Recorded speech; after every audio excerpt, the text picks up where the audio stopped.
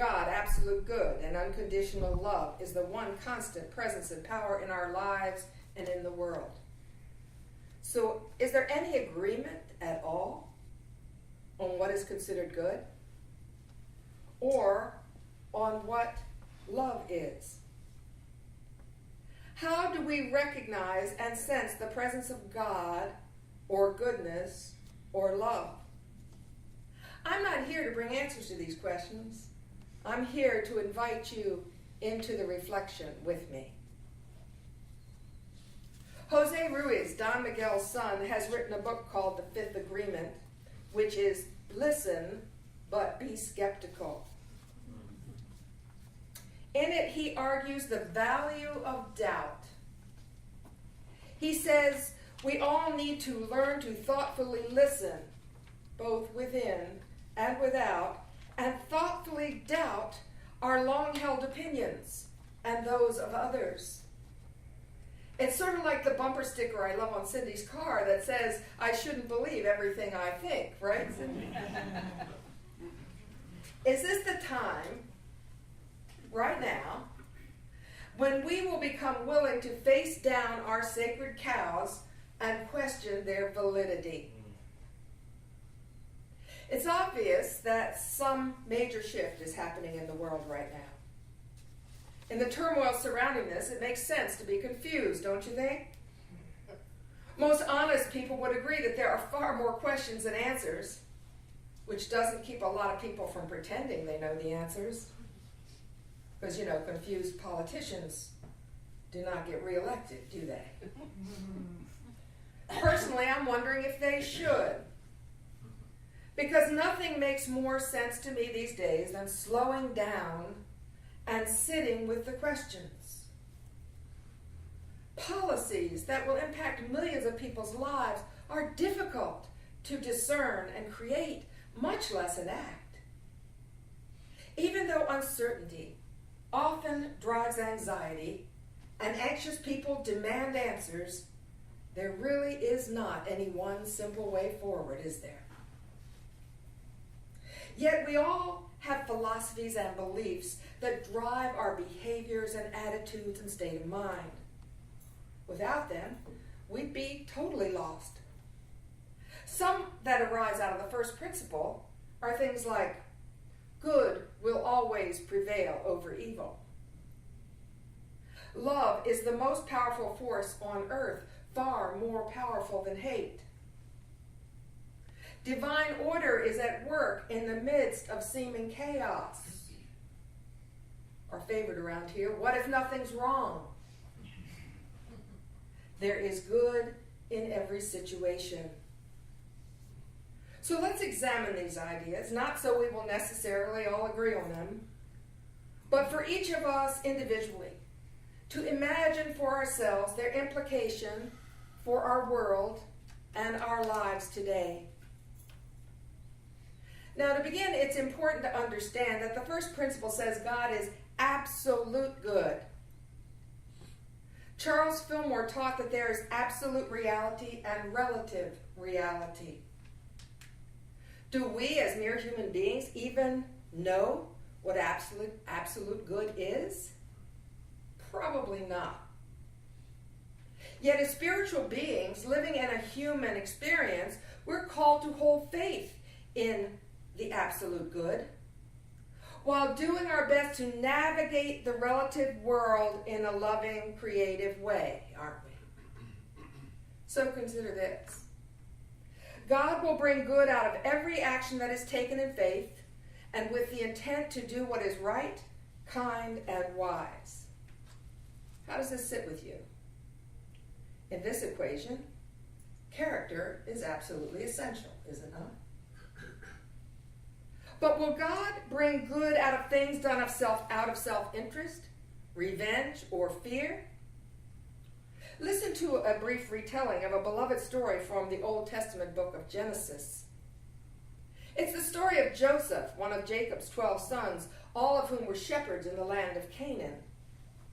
It was pretty obvious that Joseph was Jacob's favorite, but it became completely clear when Jacob gifted Joseph with a beautiful multicolored robe.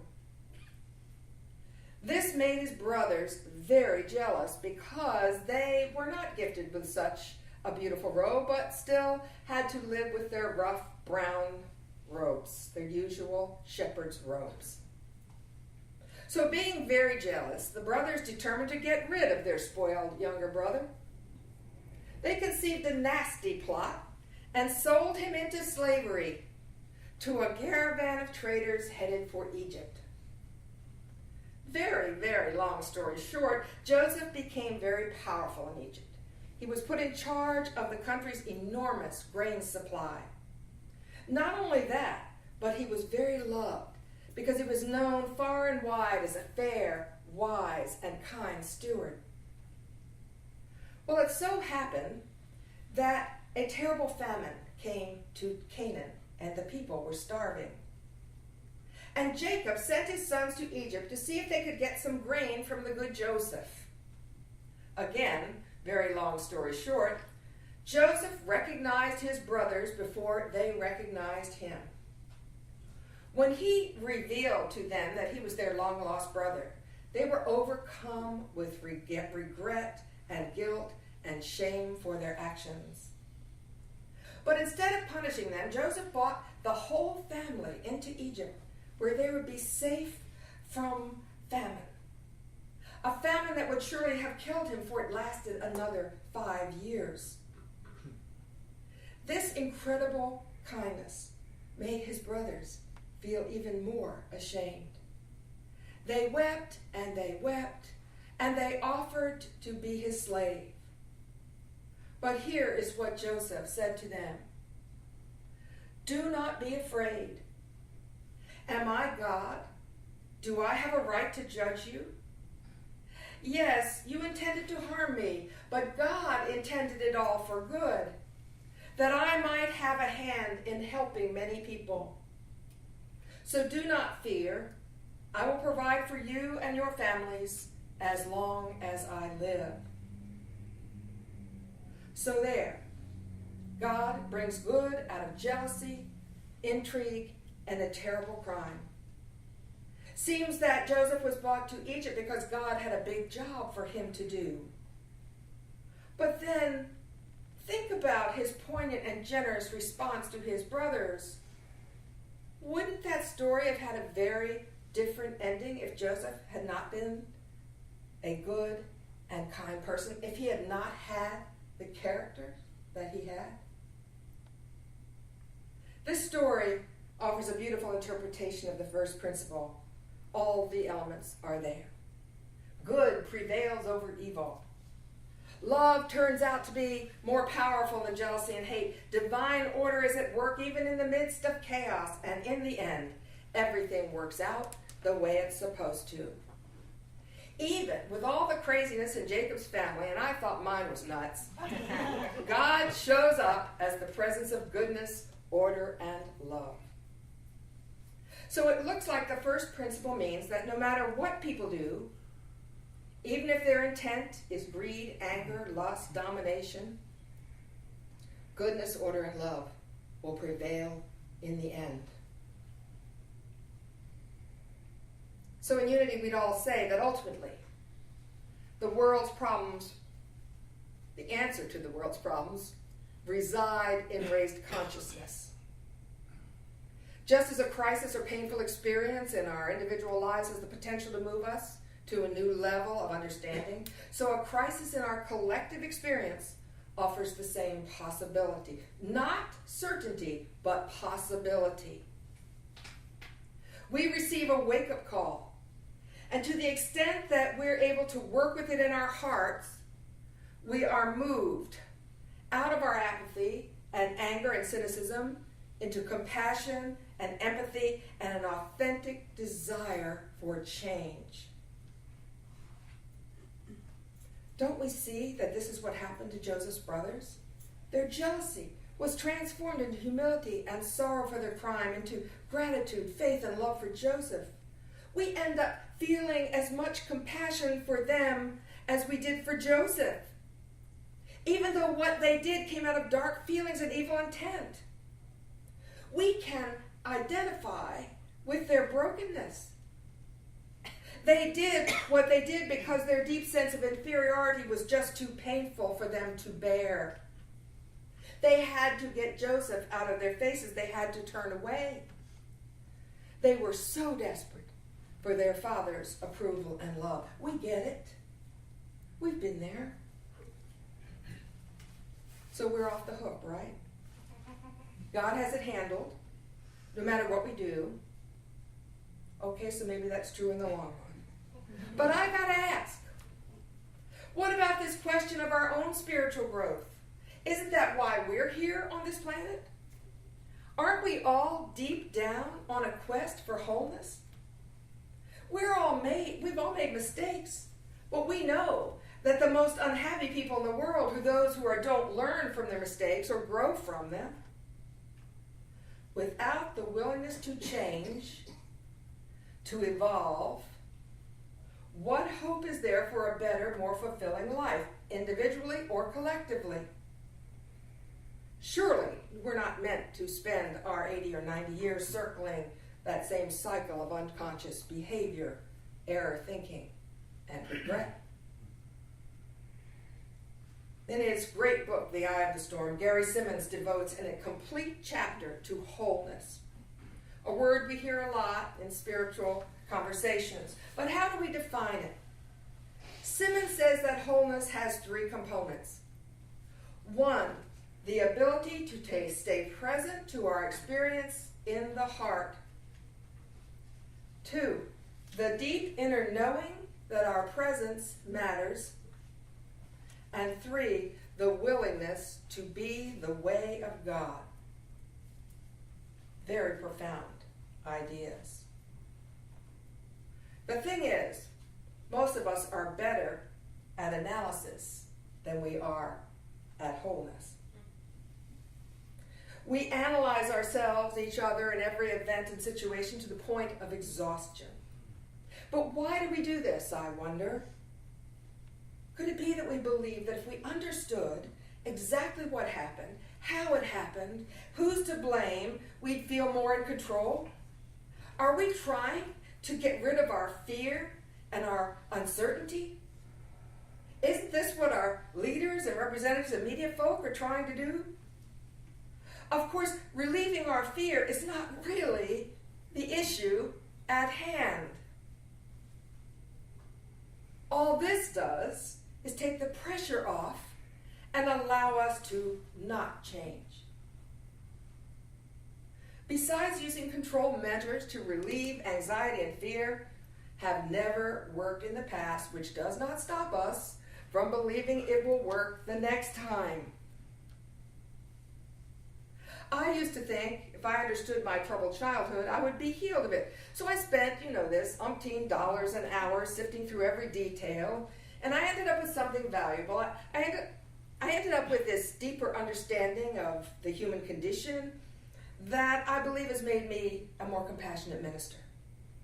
But I still remember the moment I realized that all of that work did not heal me, that it did not make me whole, nor did it transform my life. Because understanding and healing are two very different things. Healing may be dependent on a degree of understanding, but understanding occurs in the mind, while healing happens in the heart and in the spirit. When we view societal events or personal situations, or even conditions in our bodies, as singular situations unconnected to each other through any sort of greater context, we get deeply frightened. Life feels random and terribly dangerous. In a highly materialistic culture like ours, there is often this underlying pervasive sense of hopelessness, which, as we all know, everyone or many people are running around trying to medicate with pharmaceuticals and an impressive array of other addictions, all of which are making matters worse. Now, no one could ever convince us that wholeness exists, that there is order, beauty, and perfection in the events of the world. But in the center of our hearts, we know that it does. Because beneath all those confusing, messy feelings and analytical thoughts, there is a place within us that senses the presence of an infinite, eternal, abiding good.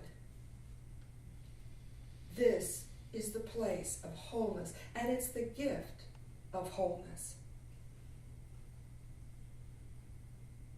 So what would it be like to be connected with a deep, abiding faith in the idea that God, absolute good and unconditional love, is the one constant presence and power in our lives and in the world? Let's feel our way into that statement. Say it with me, won't you? Slowly and thoughtfully. God, absolute good and unconditional love, is the one constant presence and power in our lives and in the world.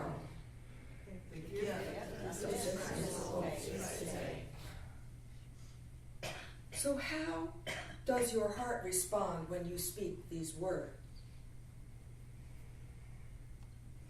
God, absolute good and unconditional love, is the one constant presence and power in our lives and in the world. Does your heart expand or contract? Notice what happens with your breath. A deep sigh, perhaps. What does your intuition, your inner wisdom tell you? Is this a statement of truth or not? And how does your body react? More tension or less? How about your mind? Do you believe people who hold and trust this idea suffer less? Fear less? To develop trust in the active presence and power of absolute good in the world, we need the experience of what happens when we do not push life away. Even the parts that scare us, sadden us, and make us angry. Because only by taking every situation and all the feelings, all of it, into our hearts, can we ever hope to break through the realization that there is an underlying wholeness in ourselves, our lives, and the world. This is not something we can think our way into. This is something that's revealed. Faith in the first principle gives us courage to stay present to our experience, the first indication of wholeness. Trust in our soul's inner sense of truth rather than outer events or other people's perceptions will literally transform our lives. We will experience what it feels like to know our presence matters because we will no longer run from conflict. Instead, we'll do what Brene Brown advises and move in. And carry the presence of goodness and love right into the midst of the chaos. And experience firsthand the power to change things. Simmons puts it in simple but profound terms. Instead of being in the way of God, we become the way of God. So life is always calling us to greater awareness. It calls to us in beautiful moments of oneness with loved ones and incredible order and beauty of nature and in every opportunity to be kind to a stranger. And it also calls to us in times of pain and struggle and confusion when we are literally brought to our knees where we belonged in the first place. In quiet moments of surrender, our souls whisper, God, absolute good and unconditional love, is the one constant presence and power in our lives and in the world.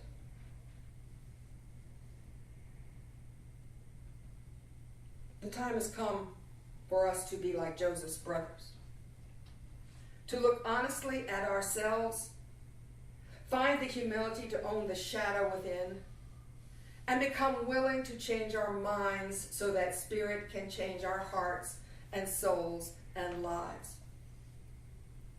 If even in times as turbulent and painful as these are today, we remain stubborn and refuse to heed the call to go deeper and higher, nothing will change in the world or in our lives because we will not change. Is this the moment of transformation?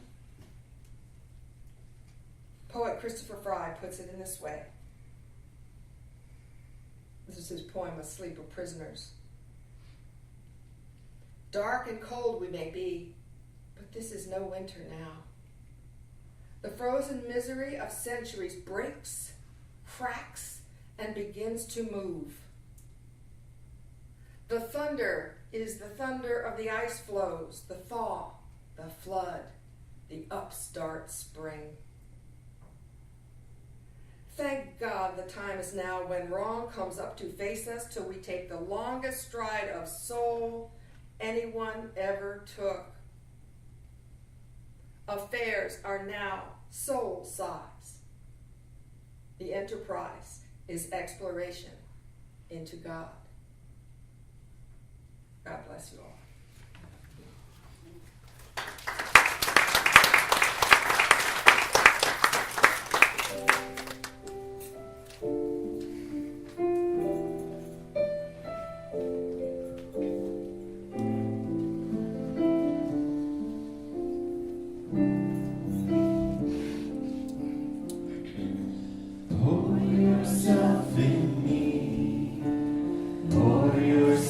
Into my heart, oh, wonderful Spirit, pour yourself in me, pour yourself into my heart, oh, wonderful Spirit, pour your joy in me. Pour your joy into my heart, oh, wonderful Spirit, pour your joy in me, pour your joy into my heart, oh, wonderful Spirit, pour your peace in me. Pour your peace into my heart, oh, wonderful Spirit, pour your peace in me, pour your peace into my heart, oh, wonderful Spirit, pour your love in me. Pour your love into my heart, oh, wonderful Spirit, pour your love in me, pour your love into my heart, oh, wonderful Spirit. So now I invite you to prepare yourselves for meditation. As you take a deep cleansing breath, allow yourselves to let go.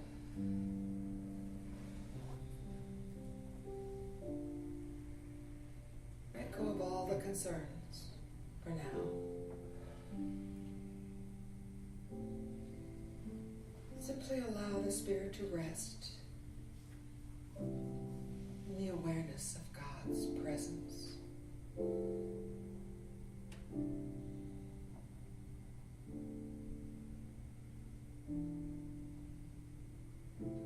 Relax.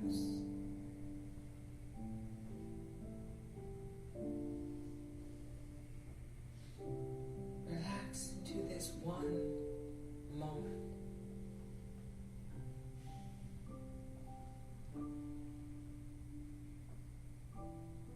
And the Lord said to Moses, "Fear not, but stand firm and see the salvation of the Lord, which he will work out for you today." The Lord will fight for you if you will only be still.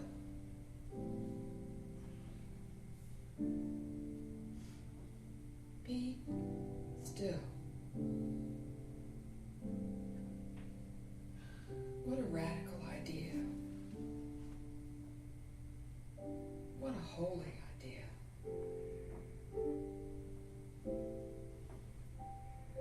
In the center of our being, there is stillness and peace.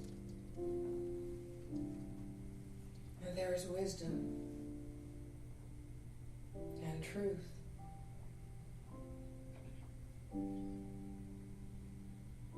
The Lord will fight for us. The Christ within us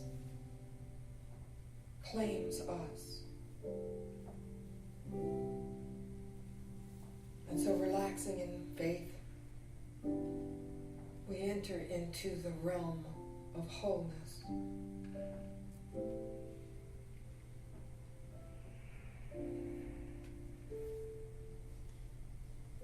Being still, we allow divine love to do its work.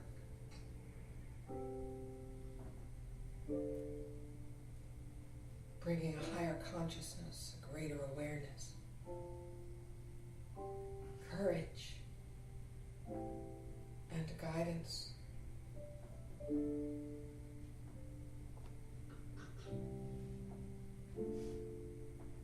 As we relax and let go of anxiety, we find that we can breathe,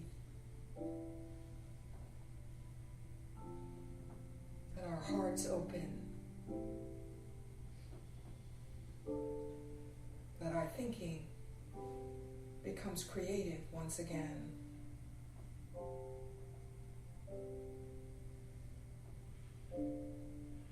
So in this moment, we need only sit and breathe. Not thinking, just being. Not doing, just allowing.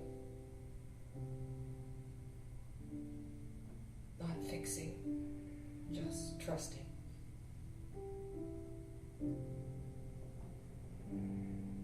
Not fighting anything, just feeling.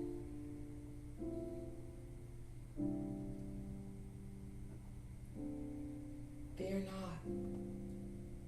Stand firm and see the salvation the Lord is working out for you today.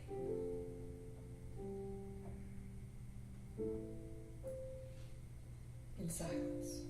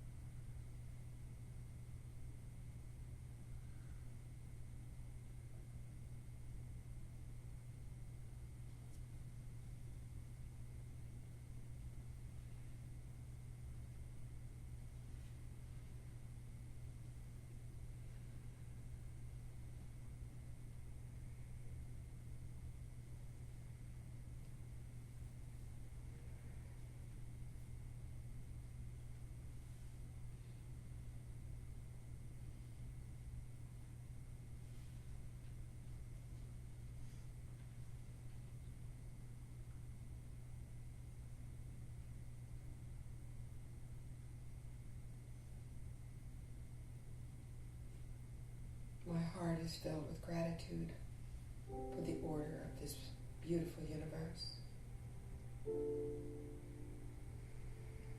for divine love healing and harmonizing all my affairs, for the embodiment of God love that I am. As our lives unfold minute by minute, we let go of fear and walk in faith and trust. Our hearts are open. We give and receive freely. For we have eyes to see that our existence resides in a vast sea of wholeness and abundance. Truly, there is no lack. Each one of us knows that we do make a difference, and we are truly grateful. And so it is.